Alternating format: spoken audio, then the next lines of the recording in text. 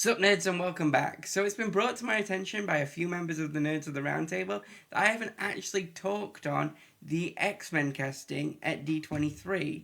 And we have quite a few to get through. We have Jean Grey, Scott Summers, Emma Frost, Charles Xavier, Aurora Monroe or Storm, Rogue, and Nathaniel Milbury, aka Mr. Sinister. I'm really hyped for this. Now, I'm going to get this out of the way off the bat. I don't know a lot of the actors in this. In fact, I only know three out of the entire cast roster. But I'm still hyped for what we do know and what we have been told. So let's break it down character by character, and we'll start off with the most obvious if you've seen Spider-Man Brand New Day, and that is Jean Grey, aka Sadie Sink. Now, I think Sadie Sink nailed her performance as Jean Grey. Do I have some qualms with the characterization of Jean in Spider-Man Brand New Day? Yes. Is this the right place to really talk about it? Because this isn't a breakdown of Spider-Man Brand New Day. No. If you want us to talk about Brand New Day and the ups and downs that I have for that movie, we can do. But for now, I think Sadie nailed her performance as Jean. I just think that they leaned a little too heavily into the darker side of Jean's personality and what will eventually become the Dark Phoenix if we get that far in the MCU in Brand New Day. Then we have Kit Connor, Cyclops, Scott Summers. I don't know a lot about him. I know he was in Heartstoppers alongside the actor that plays Wiccan in the MCU. So that's a nice little connection there. And I know he was a lot of people's fan casts. So let me know if you're happy with this. I don't really know anything about this actor. I didn't watch the show or anything like that. So I can't really comment on whether he would be good for the role or anything like that. The same with the next one for Emma Frost. While I think they look the part of Emma Frost, looks aren't always everything. Samara Weaving, I don't really know much about them. I've heard the name, but I've not really watched anything they're in. So I don't really have anything to comment on there. Again, it's the same for Christopher Abbott, Charles Xavier. I don't know any of their repertoire, so I can't really comment on whether I think they fit the role.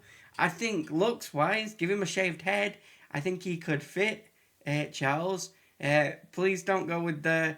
I liked McAvoy's portrayal, but McAvoy kept his hair for too long, and the way that they went about giving McAvoy the bald head was really dumb.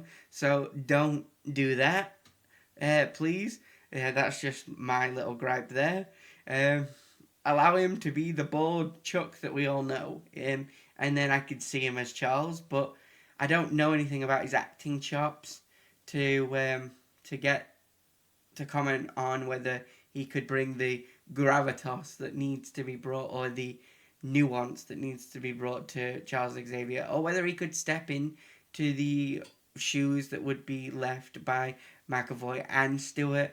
I think that's going to be a hard role to fill, specifically because they've been done so well.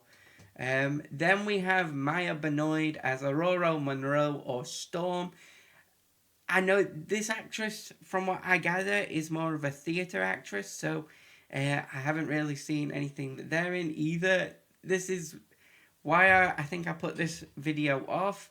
There's not a lot I can really comment on acting-wise.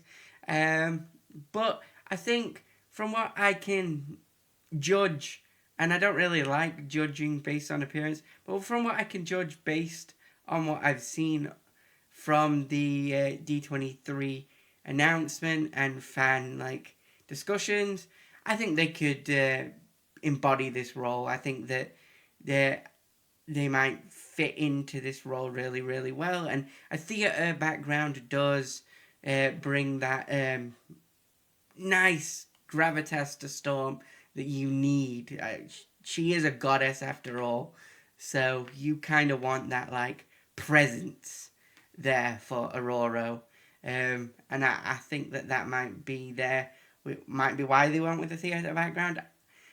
I don't really know what else to say on that. But hey ho, time will tell with these.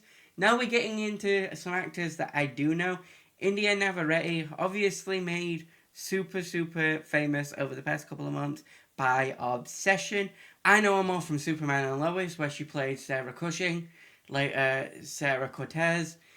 So that is my knowing of her from this actress, and I think she played that role really well. So from what I've seen of this actress, I think she could play Rogue pretty decently. But you guys that have seen Obsession, let me know. Do you think she could pull off this role? I'm not a big horror fan, so I haven't really dived into Obsession. But I've heard it's really good. So from what I've seen of her acting chops and from what I've heard of Obsession, I think she could definitely pull off Rogue here. And I think that that's a really good rounded character. And from what I've heard of Obsession, it's kind of like someone else in her body. And you kind of need that for Rogue's power set with how it works. So that does fill me with some hope. Correct me if I'm wrong. Again, I haven't seen Obsession, so I don't know if I'm reading this right or not. Then we have the casting that I'm the most excited by. Adam Driver as Nathaniel Milbury, aka Mr. Sinister, aka Nathaniel Essex. This is my favourite casting. Adam Driver is one of my favourite parts of the Star Wars sequel trilogy. I love Adam Driver in everything that Adam Driver is in, and I think he's one of the only redeeming qualities of the sequel series. So I can't wait to see him play Mr. Sinister. I really hope they dial up the campiness of Mr. Sinister, because anyone that dresses like Sinister is a campy ass motherfucker. And if you disagree with me, I don't know what planet you're on, but I can't be this one. Look at how this man dresses. Like, just look at it. This guy is camp. And I'm here for it, and I can't wait to see Adam's portrayal of this. They might go into the more darker elements of Nathaniel's backstory and stuff like that rather than the camp, and I'd be fine with that too. I'm just really happy that we're getting an X-Men adaptation that isn't focusing on Magneto. While Magneto is my GOAT, my all-time favourite X-Men character in general, not just villain, I really do like that we're stepping away from that as a introduction, because we've had Magneto in every iteration of live action X-Men so far, and we've never had Essex. We've had Essex teased, but we've never had Essex. So this is going to be really fun, and I can't wait. On that note, I also like the fact that we're keeping the ages young. One, this gives us some longevity with the X-Men, which we need. We need the longevity. We want this to be like as long as possible without running stale, and we want the fact that with them being young, we can start off with an origin.